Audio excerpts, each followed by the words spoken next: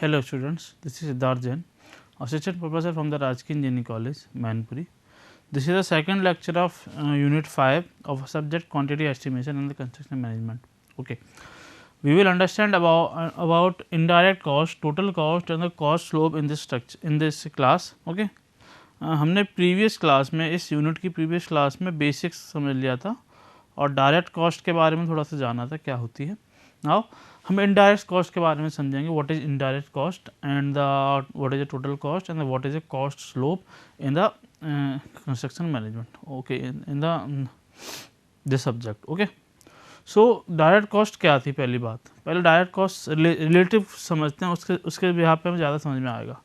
पहली बार direct cost क्या थी? डायरेक्ट कॉस्ट का मतलब था कि कोई पर्टिकुलर एक्टिविटी हो रही है तो उसके लिए जो कॉस्ट लग रही है उसको बोलते हैं डायरेक्ट कॉस्ट, जो डायरेक्टली हमको देना ही है, पता है उसके बारे में. जैसे कि मटेरियल की कॉस्ट, की लेबर की कॉस्ट या किसी इक्विपमेंट की परचेज या ओनिंग की कॉस्ट हम बोल सकते हैं. That is called as a direct cost. Okay, that increase with the time, बढ़ता जाता है. ओके, बट इनडायरेक्ट कॉस्ट वो कॉस्ट है जो किसी पर्टिकुलर एक्टिविटी पर डिपेंड नहीं करती है. It depends on the whole work. ये पूरी होल ग्रुप ऑफ एक्टिविटी पे काम करती है. जैसे हमारी अगर स्लैब कास्ट हो रही है, ठीक है, तो स्लैब कास्ट बहुत बड़ी जगह में हो रही है, अब क्या कोई पर्टिकुलर वर्क हो रहा है जिसके लिए हमें कुछ अरेंजमेंट करने होंगे, उन अरेंजमेंट्स के कारण जो कॉस्ट लगती है उसको बोलते हैं इनडायरेक्ट कॉस्ट. उस किसी तरीके के अरेंजमेंट्स होते हैं. बेसिकली जो इनडायरेक्ट कॉस्ट होती है वो दो कॉस्ट पर डिपेंड करती है. पहला होता है हमारा ओवरहेड कॉस्ट या overhead charges and second time is outage cost. Okay, what is overhead, what is outage, ये समझते हैं. ओवरहेड का मतलब होता है कि जैसे इंस्टैब्लिशमेंट चार्जेस, अगर कोई बड़ा प्रोजेक्ट है तो उसको प्रोजेक्ट करने के लिए बहुत सारे इस्टेब्लिशमेंट में कुछ टेम्परेरी वर्क्स करने पड़ते हैं जिसमें बेसिकली लेबर्स रहती है या फिर साइट इंजीनियर या वर्क या कुछ मटेरियल स्टोर होता है. That is called as establishment charges. इसको स्टैब्लिश करने के लिए चार्ज लगाना पड़ता है. उसके अलावा अगर कोई स्लैब कास्ट हो रही है तो उसका फोम वर्क और बहुत सारी चीज़ें ज़रूरत होती है उसके लिए, उसको लगाने के लिए चार्जेस होता है, उसको बोलते हैं establishment charge. Basically establish charge में आता क्या बता देते हैं. टेम्परेरी हाउसेस जिसमें लेबर्स या फिर जूनियर इंजीनियर या साइट इंजीनियर कभी कभी स्टे करता है, और कुछ हाउसेस जिसमें मटेरियल को स्टोर करना होता है, सीमेंट वगैरह को. ठीक है, temporary houses. Okay, second is a store, basically जिसमें हम क्या रखते हैं, सीमेंट एंड अदर मटेरियल्स.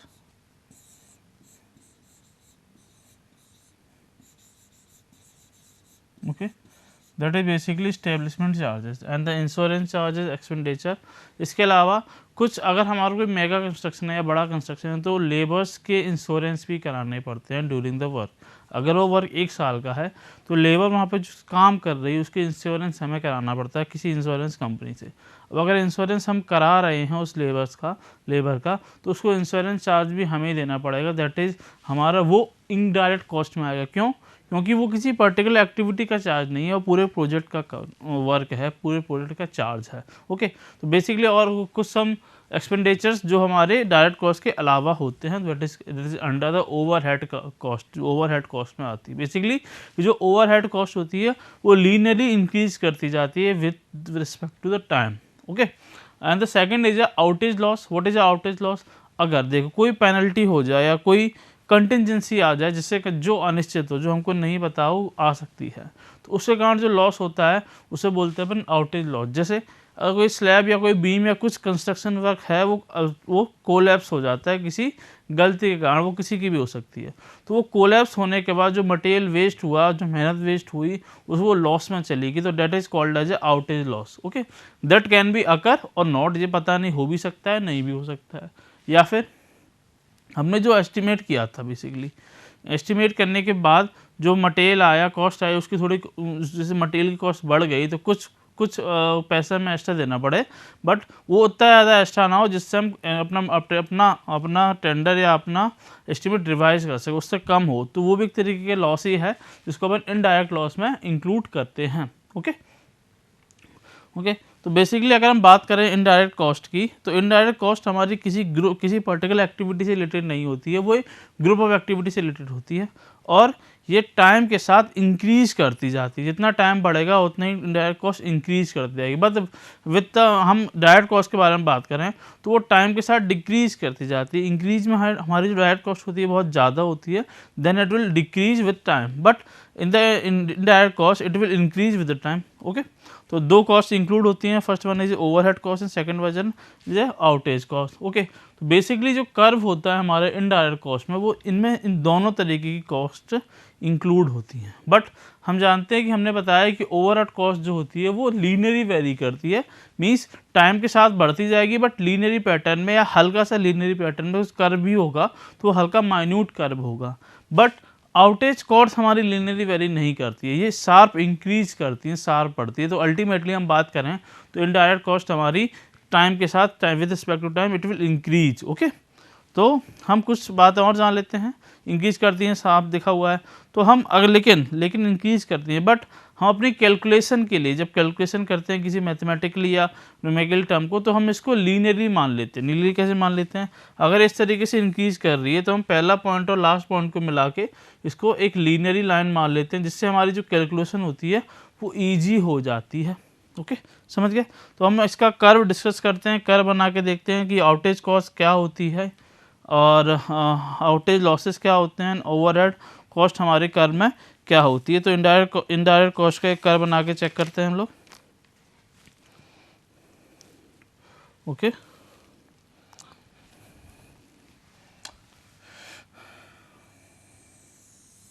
अगर हम कर्व बनाएं तो बेसिकली हमको पता है कि जो एक्स एक्सेस है उस पर क्या रखेंगे हम, ड्यूरेशन रखेंगे।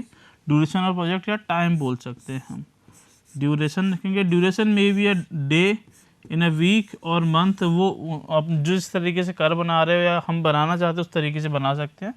ड्यूरेशन ऑफ प्रोजेक्ट हम एक्स एक्सेस पे रखेंगे और वाई एक्सेस पे ऑब्वियस सी बात है हम इनडायरेक्ट कॉस्ट रखेंगे। Okay, duration of project and Y axis हम क्या रखेंगे, हम रखेंगे इनडायरेक्ट कॉस्ट।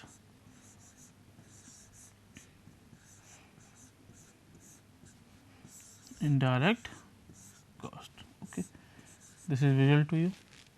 ओके, नाउ हम कर्व बनाने की ट्राई करते हैं। कर्व बनाते हैं तो हमने बात की थी कि जो आउटेज कॉस्ट होती है किसी भी इनडायरेक्ट कर्व में, वो लीनियरली वेरी करती है या हल्का सा आपका कर्व भी होता है तो वो हर माइन्यूट सा कर्व होता है। तो अगर इनडायरेक्ट कॉस्ट की बात करें वो सिंपल तरीके से लीनियरली वेरी करेंगे, इस तरीके से। इसको लीनियरली बनाते हैं तरीके से, समझ में आएगा। इसको अगर बनाएं तो लीनियरली वेरी करती है, इट लीनियरली। कर्व भी होता है तो हल्का होता है। तो अगर हम इसको और ड्रॉ करें और जो जो sorry this is overhead cost and the outage जो कॉस्ट होती है वो शार्प कर्व वेरी करती हैं। तो आउटेज कॉस्ट अगर बनाते हैं तो वो इस तरीके से बनती है, this is outage cost. Okay, इस तरीके से नीचे कर्व नहीं आएगा, ये हमारा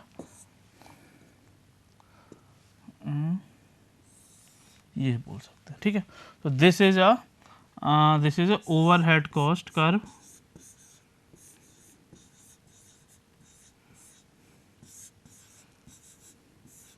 and this is a outage loss.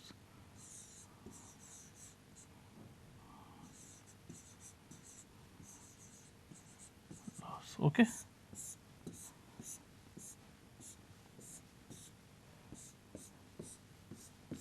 this is a curve of indirect curve। हम देख सकते हैं कि जो अल्टीमेटली इनडायरेक्ट कर्व बन रहा है हमारे पास, इनडायरेक्ट कर्व बन रहा है वो हमारे पास ये वाला है, this is a indirect curve. तो हम इसको बना सकते हैं, this is a indirect cost curve. ये जो ब्लैक लाइन से आपको दिख रहा है, this is indirect cost curve which is going to, basically हमारे पास दिख रहा है कि ये जो इनडायरेक्ट कर्व बन के आया है ये टाइम के रिस्पेक्ट में, ड्यूरेशन और प्रोजेक्ट के रिस्पेक्ट में इंक्रीज कर रहा है। बट अगर हम डायरेक्ट कॉस्ट की बात करें, डायरेक्ट कॉस्ट जब कर्व हमने बनाया था तो वो टाइम के साथ डिक्रीज कर रहा था, this is basically curve of direct cost. Okay, तो हम इनडायरेक्ट कॉस्ट की बात कर रहे हैं तो सिंपल तरीके से इनडायरेक्ट कॉस्ट कर्व है हमारे पास ये रहा, जिसमें दो तरीके की कॉस्ट बनी होती है। First one is overhead cost and second one is a outage cost. This is a curve of a indirect cost basically. समझ गए, इस तरीके से बनाते हैं. अब हम बात करते हैं टोटल कॉस्ट की. हमने बात कर ली, हमने अपने कर्व में बात कर ली इनडायरेक्ट कॉस्ट की. अब हम बात करते हैं टोटल कॉस्ट की. सो डायरेक्ट कॉस्ट और इनडायरेक्ट कॉस्ट का जो मिक्सचर होता है बेसिकली उसको बोलते हैं टोटल कॉस्ट. तो हमने देखा कि डायरेक्ट कॉस्ट डिक्रीज करता है टाइम के साथ और इनडायरेक्ट कॉस्ट इंक्रीज करता है. तो इन दोनों का एक जंक्शन आएगा, इन दोनों का एक मिक्सर, एक ऐसा पॉइंट आना चाहिए जिसमें टोटल कॉस्ट हमारी मिनिमम होगी. जैसे आना चाहिए. तो हम इस टोटल कॉस्ट की स्टडी इसीलिए करते हैं डायरेक्ट कॉस्ट और इनडायरेक्ट कॉस्ट को मिला के कि हमको एक मिनिमम कॉस्ट फाइंड करनी होती है. Minimum cost with the given duration. हमारे पास ड्यूरेशन पता है, हमारे पास ड्यूरेशन बढ़ता जाता है. तो इन एक स्टार्टिंग पॉइंट से, मतलब स्टार्टिंग ड्यूरेशन से स्टार्टिंग एंड ड्यूरेशन तक कुछ एक टाइम आएगा जिस पर हमारी जो कॉस्ट होगी टोटल कॉस्ट वो मिनिमम कहलाएगी. बेसिकली हमने क्रैश कॉस्ट के बारे में पढ़ा था, उसके क्रैशिंग के बाद हम और करेंगे. क्रैश कॉस्ट मीन्स वो कॉस्ट थी जिसको हम मिनिमम कर सकते थे. ठीक है, तो मिनिमम कर सकते थे तो उस मिनिमम में टाइम मैक्सिमम हो रहा था. और एक नॉर्मल कॉस्ट ऐसी कॉस्ट थी जिसमें टाइम नॉर्मल था बट कॉस्ट मिनिमम थी, कॉस्ट बहुत कम थी, नॉर्मल थी. तो इन दोनों टाइम और इन दोनों कॉस्ट के बीच में एक ऐसा टाइम और ऐसी कॉस्ट आएगी जिसमें हम बोल सकते हैं कि हमारा टोटल कॉस्ट मिनिमम कहलाता है. उसको हम ले सकते हैं, that is also called as optimum cost of the project. Okay, तो बेसिकली हम क्रैशिंग की मदद से और इस टोटल कॉस्ट के कर्व की मदद से हम यही कॉस्ट फाइंड करने की कोशिश करते हैं जिससे हमारा टोटल प्रोजेक्ट कॉस्ट कम समय पर और कम पैसे में हो जाए. ओके, इकोनॉमिक हो जाए, यही हम ट्राई करते हैं. तो एक बार देख लेते हैं इसको. Total cost basically sum of direct indirect cost, हम अभी पढ़ा हमने. This is total cost equal to direct cost plus indirect cost. Okay, we have to find the minimum cost which corresponding to minimum time of the project which is called as a optimum cost of the project. हमने ये बात की. If the project time is increased, so project cost will also increase. We know all about it. Project time increase, project cost will also increase. While we decrease the project cost by crashing of the activity, then project cost will be maximum. ये भी हम जानते हैं project cost maximum हो जाती है ना. Okay, तो हम प्रोजेक्ट टोटल कॉस्ट के बारे में समझ गए हैं. हम टोटल कॉस्ट का कर्व भी बना लेते हैं. एक बार कर्व बनाने का ट्राई करते हैं.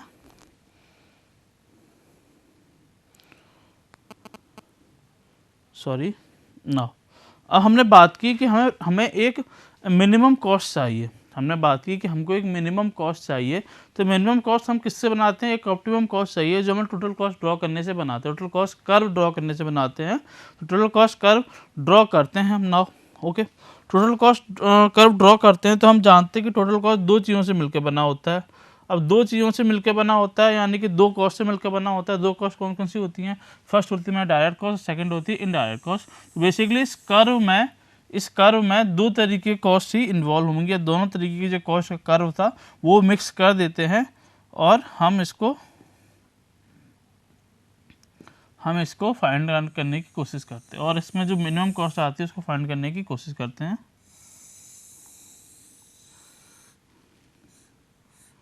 This is a duration. This y ordinate will tell about the total cost and the x axis will tell about the duration.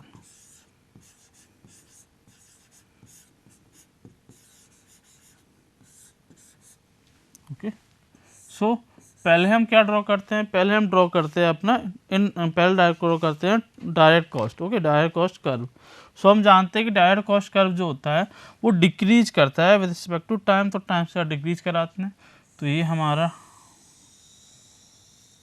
This is a direct cost curve.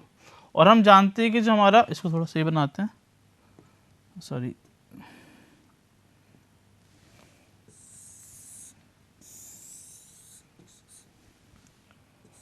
this is a total cost curve, total cost, this is a duration.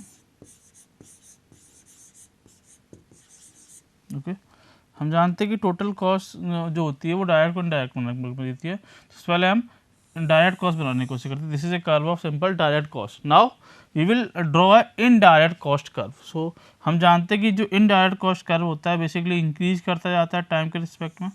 तो ये बन गया. इसको थोड़ा सा सही और बनाते हैं. हाँ, दिस. ओके, हम देख रहे हैं कि ये हमारे पास कुछ कॉस्ट आ रही हैं, इसको मान लेते हैं हम A1 point,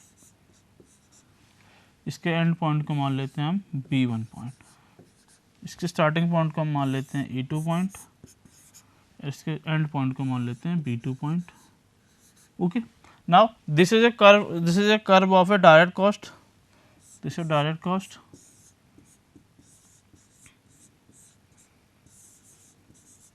and this one is a indirect cost.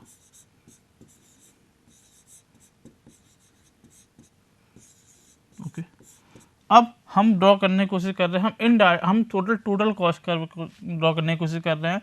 तो टोटल कॉस्ट कर्व उस तरीके से ड्रॉ होता है कि इन दोनों कर्व को मर्ज कर देते हैं। इट मीन्स जो पैसे यहाँ पर लग रहे हैं ये बेसिकली कॉस्ट है, ये कॉस्ट प्लस ये कॉस्ट का समेशन कर देते हैं, तो जो कर्व मिलकर बनता है that is called as a total cost curve.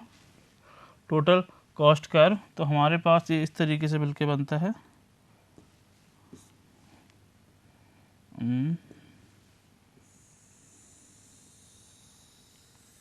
इस तरीके से बनके this is called as a total cost curve. ये जो कर्व है ये हमारे पास आ रहा है total cost curve, that is this point is trace A, this point is trace B। हम जानते हैं कि जो डायरेक्ट कॉस्ट होती है, डायरेक्ट कॉस्ट में जो मैक्सिमम कॉस्ट आती है वो होती है हमारी क्रैश कॉस्ट।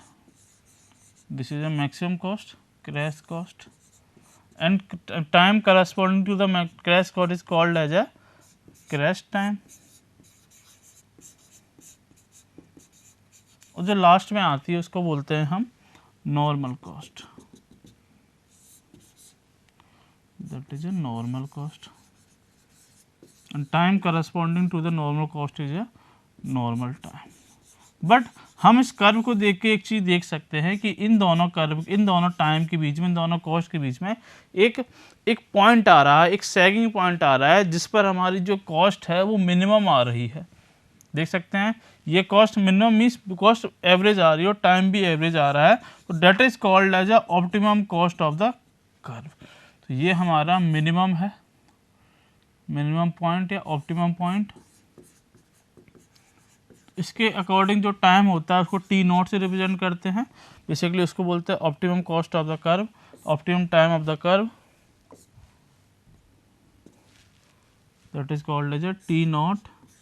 और इसके करस्पॉन्डिंग जो अमाउंट आता है उसको बोलते हैं, बेसिकली नीचे ऊपर हो सकता है, दिस इज ए ऑप्टिमम। तो इसी को फाइंड करने की कोशिश करते हैं, ये मिनिमम पॉइंट है, मिनिमम कॉस्ट इसी के रिगार्डिंग आती है, इसी के करस्पॉन्डिंग जो मिनिमम कॉस्ट आती है उसी को हम फाइंड करने की कोशिश करते हैं। तो दिस इज सिंपल है इन टोटल कॉस्ट कर्व। हम देख सकते हैं this is total cost curve जिसमें हम अपनी मिनिमम कॉस्ट फाइंड करने की कोशिश करते हैं, दैट इज ऑप्टिमम ड्यूरेशन।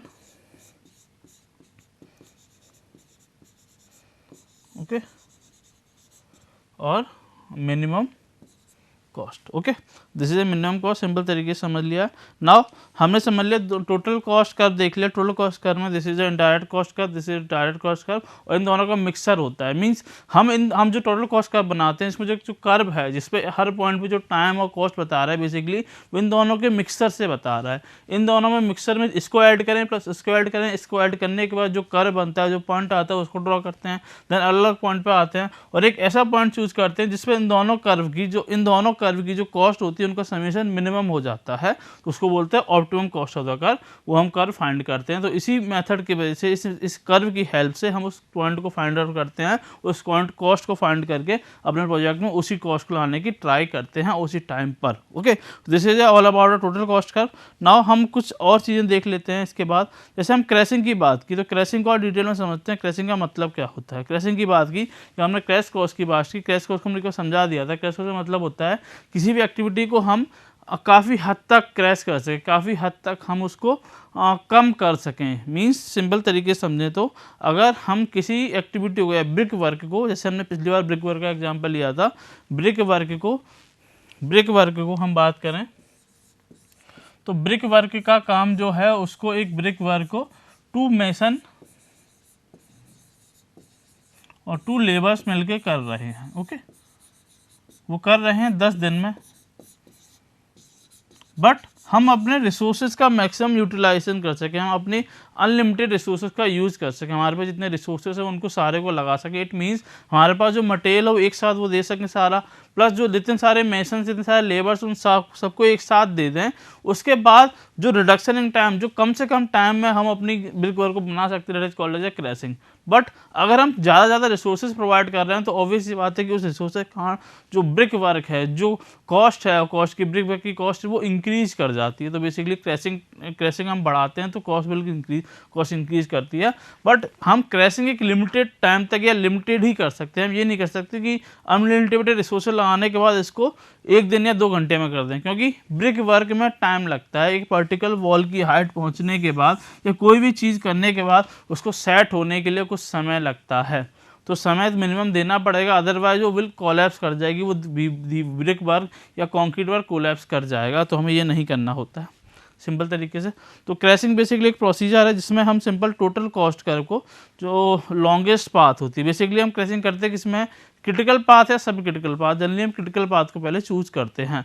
तो सिंपल तरीके से देख लेते हैं। तो process of reduction of total cost duration along the longest path time batch की बात कर रहे हैं, क्योंकि वही हमारा, हमने पढ़ा था कि वही हमारा क्या कहलाता है, वही हमारा क्रिटिकल पाथ कहलाता है। Okay, the network means along the critical part to the obtain the minimum project cost which is corresponding to the optimum duration of the cost। Basically crashing, हमको क्रैशिंग से कभी कभी ऑप्टिमम ड्यूरेशन भी, optimum cost भी, हम optimum duration की पता करते हैं, बट ऑप्टिमम कॉस्ट पता कर सकें इसकी गारंटी नहीं है। तो उसको टोटल कॉस्ट कर्व की मदद से या कुछ हद तक क्रैशिंग की मदद से भी कर सकते हैं। नाउ तो क्रैशिंग का मतलब समझ गया होगा सिंपल तरीके से।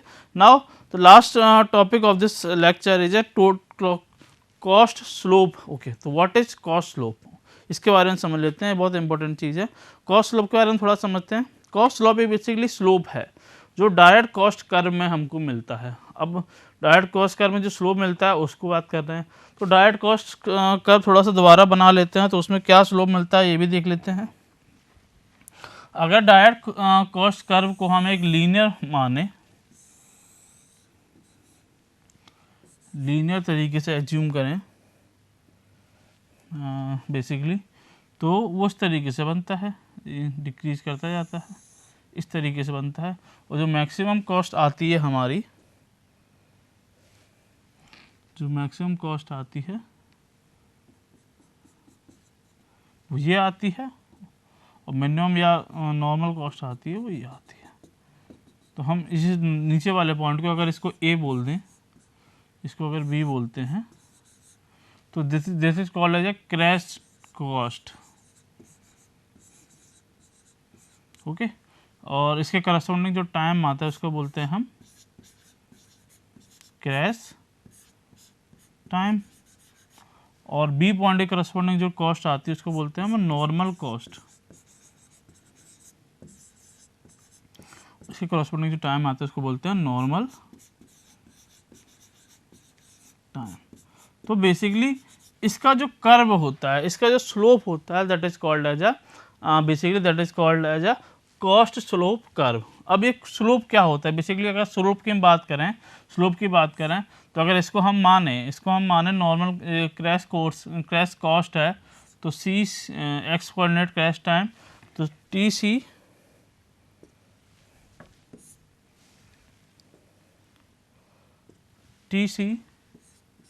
N C C crash cost, और इसकी बात करें टी एन और सी एन।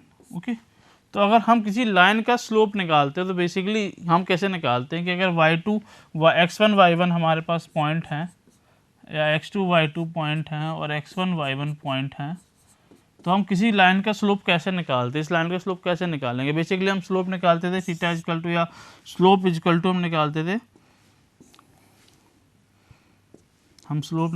सिंपल तरीके से x2 minus x1, okay, x2 minus x1 और अपॉन, सॉरी उल्टा कर दिया मैंने, y2 minus y1 upon x2 minus x1। तो y2 यहाँ पर क्या है, y2 corresponding to crash cost C2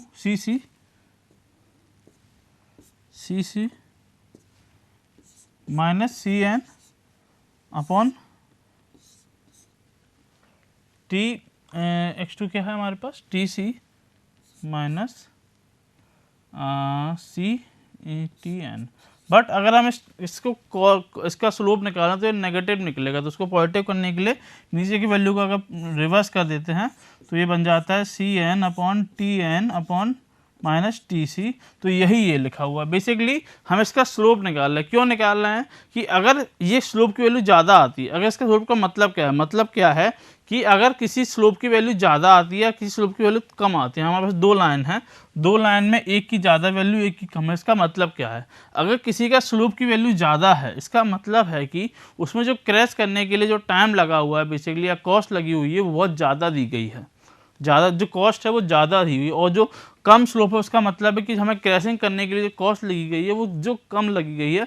तो हम इन दोनों को साइमल्टेनियसली देखते हैं। अगर हमको दो तरीके हैं हमारे पास, सिंपल तरीके से समझें, अगर हमारे पास दो तरीके हैं तो किसी एक्टिविटी को क्रैश करने के लिए हमारे पास दो तरीके हैं, कोई दो एक्टिविटीज़ को क्रैश करने के लिए दो तरीके हैं, दो एक्टिविटी हैं, उन दोनों में से किसी एक को चूज़ करना है। तो हम कैसे देखेंगे, हम उन दोनों की क्रैशिंग वैल्यू फाइंड करेंगे। ऐसे फाइंड करेंगे कि हमारे पास दोनों के, जैसे हमारे पास एक्टिविटी ए है, सिंपल तरीके से बात करें तो दो एक्टिविटी हैं, एक एक्टिविटी ए है और एक्टिविटी बी है, ठीक है। और हमें दोनों एक्टिविटी क्रिटिकल एक्टिविटी हैं और हम दोनों की क्रैशिंग कॉस्ट देख रहे हैं। हमें इन दोनों में से किस एक्टिविटी की क्रैशिंग करनी चाहिए, तो इन दोनों के में से उस एक्टिविटी की क्रैशिंग करनी चाहिए जिसका क्रैश कॉस्ट या कॉस्ट स्लोप कम हो। बेसिकली अगर इस पर्टिकुलर एक एक्टिविटी का कॉस्ट स्लोप हमारे पास 500 आता है, 500 रुपीज़, और इसका 200 आता है, तो ऑब्वियस ही बात है कि इस एक्टिविटी को क्रैश करने के लिए, यानी कि इस एक्टिविटी को जितने दिन से हम कम कर रहे हैं, किसी टाइम को कम कर रहे हैं, उस टाइम को कम करने के लिए कॉस्ट हमें कम देना पड़ रहा है। ये एडिशनल कॉस्ट है ना। जैसे कि अगर हमको पर डे के हिसाब से बात करें तो किसी एक्टिविटी ए को कम करने के लिए हमें 500 रुपये एक्स्ट्रा देने पड़ रहा है, बट एक्टिविटी बी को कम करने के लिए 200 एक्स्ट्रा देने पड़ रहे हैं। तो हम किसको प्रेफर करेंगे, 200 को, क्योंकि इसमें हमारी कम कॉस्ट लग रही है। तो बेसिकली डायरेक्ट कॉस्ट या कॉस्ट मिनिमम कॉस्ट फाइंड करने के लिए बाय द क्रैशिंग करने के लिए हम इस कॉस्ट स्लोप की स्टडी करते हैं। सिंपल तरीके से समझे तो जो डायरेक्ट कॉस्ट में मिलता है, क्योंकि डायरेक्ट कॉस्ट में ऐसी बात नहीं होती। तो सिंपल ये है हमारा सिंपल कॉस्ट स्लोप के बारे में। बेसिकली डायरेक्ट कॉस्ट कर्व का एक स्लोप होता है जो हमें बेसिकली क्रैशिंग करने में मदद कराता है किसी भी एक्टिविटी का with the help of crashing cost. Okay, simple तरीके से समझ लिए। तो यही हमारा आज की क्लास के बारे में था। हम थोड़ा सा क्विक रिव्यू देख लेते हैं आज की क्लास का क्या क्या हमने समझा। बेसिकली आज की क्लास में हमने इनडायरेक्ट कॉस्ट के बारे में जाना, वो जो बेसिकली दो कॉस्ट से मिलकर बनी हुई होती है।